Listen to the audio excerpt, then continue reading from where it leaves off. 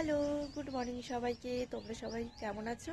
আশা করি অনেক ভালো আছো। একটু সকাল সকাল তোমাদেরকে উঠিয়ে দিলাম কারণ এখন অনেকটাই সকাল। আমি মেয়েকে ছেড়ে জাস্ট বাড়ি আসলাম।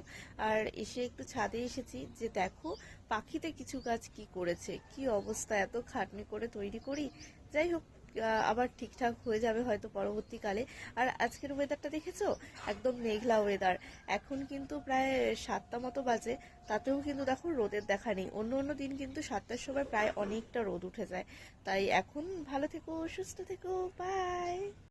দেখেছো কেমন লাগছে? দেখো এই গামলাটার মধ্যে কিন্তু আমি কিছু লাল শাকের বীজ ফেলে দিয়েছিলাম, আর সুন্দরভাবে কিন্তু গাছগুলো বড় হচ্ছিল। আর আজকে এসে দেখছি একটা জায়গায় পাখিতে পুরো খুঁড়ে পুরো গাছগুলোই তুলে ফেলেছে, কিন্তু কি করা যাবে বলো। আর প্রত্যেক বছরে জানো তো আমি অনেকটা জায়গা জুড়ে লাল শাক বসাই। আর শুধু লাল শাক না, নানান রকম শাক বসাই, কিন্তু এবছর আমি টেক্সচারগুলো তুলে ফেলার কারণে আমি এরকম ছোট ছোট গামলায়, তারপর ক্যারেটে, আর ছোট ছোট বালতিতে এরকম জায়গায় আমি শাক বসি।